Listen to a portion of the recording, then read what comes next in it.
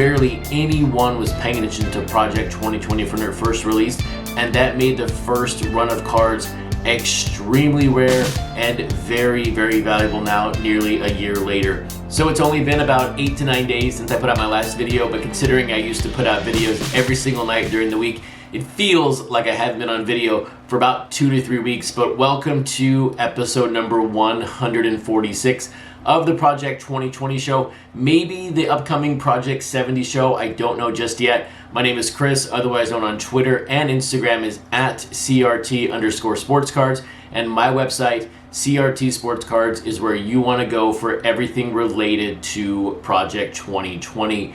And if you've been on the website here recently, you noticed a slight change.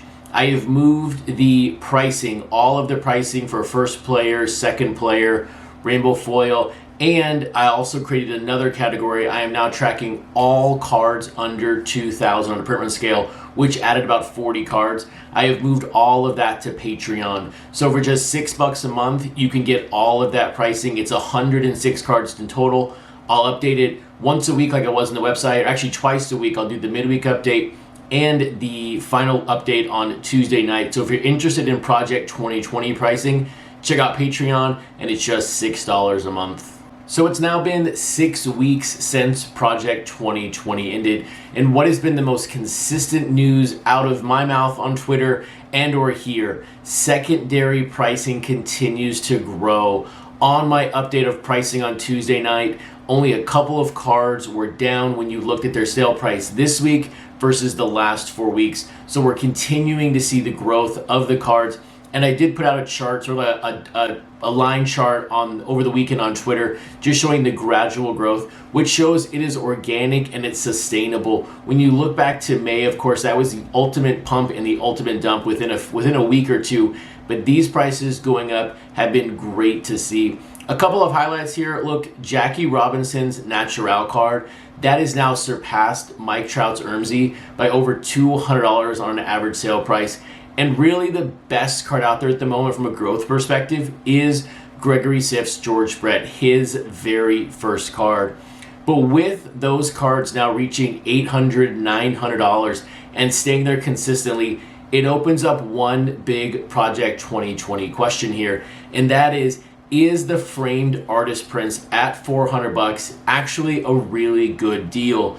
You know my thoughts on these framed artist prints. They are overpriced, but they were overpriced when they came out because a lot of these cards were selling for under $400. But now that we've seen these prices continue to grow and grow and grow, picking up a Gregory Siff signed George Brett framed artist proof or artist print actually looks like a really good deal of $400. A Jackie Robinson Natural at $400, that looks like it's a really good deal. I'm not saying go break the bank on these framed artist prints, but if these prices continue to hover to close to $1,000, if you really want to be close to the artist, you're going to want to pick up one of those framed prints before they sell out, because $400 right now is a lot better than $800. But now let's dive into really my big topic and what I think I'm most curious on right now when it comes to Project 70.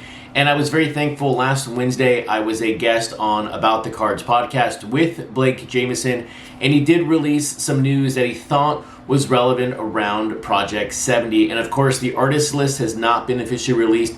We don't know a lot of specifics, but he did say that he thinks it's going to be 3 cards per day.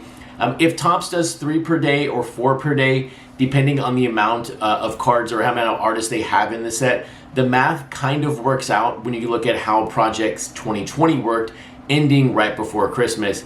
I fully expect Project 70 to run the entire length of the year when it comes to Series 1, Series 2, and then of course Update Series.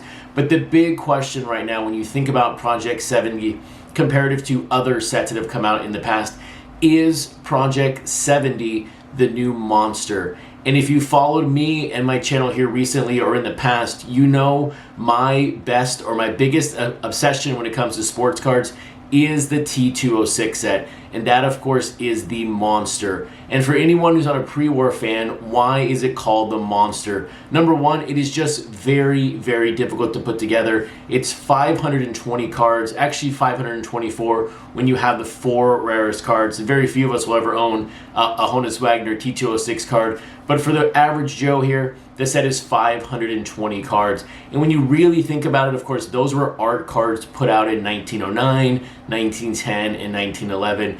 But you might be asking, how can I even right now, before even seeing one single Project 70 card, even sort of rank this in the same ballpark or stratosphere as the T206 set? And it's for one simple reason. When you look at the T206 set, there is no rhyme or reason why certain players are in the set. You have the Southern Leaguers, the 40 to 50 guys who were just minor league players. You've got players like Hal Chase with 5 cards. You've got 4 Ty Cobbs. You've got other players with 2 cards. You got players that are famous that have only 1 card in T206 set. So there is a wide range of players in the T206 set. And that is exactly what's going to happen with Project 70. Topps is giving these artists free reign. They can do whatever player they want. But remember, the artists want to do one single thing with this set. And what is that, you ask? It is to sell product. So we're going to have multiple, probably Fernando Tatises. We're going to have multiple Ronald Acuna Juniors. We're going to have the Mike Trouts in the set. They're going to be the big names with multiples of cards. But then you're also going to have these random one-off players that maybe Blake Jameson likes, or JK5, who I think is still in Project 70.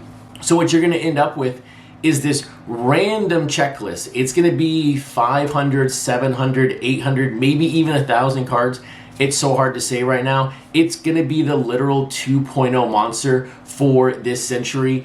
So if you extrapolate that out to maybe a buying strategy in Project 70, which we'll be releasing in just a couple of weeks, maybe you only buy the oddball players that come out from an artist. Of course, if you have a Gregory Siff collection you're building or Blake Jameson, you're going to buy all of their cards. But if you're looking for maybe another angle to take in Project 70, when you think about down the road a year, 2 to 5 years, maybe you only buy the oddball players. So a lot to think about, a lot to strategize about as we come upon the release of Project 70. But one thing is very clear. This is not going to be like Project 2020. There's not going to be such thing as a first player card or a second player card. There will be, but it won't be in the same essence of Project 2020. There will be a first player, a first artist card and a second artist card. I think that is what I'll be tracking the most in Project 70 to see how it correlates to Project 2020 results. But there's a lot of cool things happening over the next couple of weeks.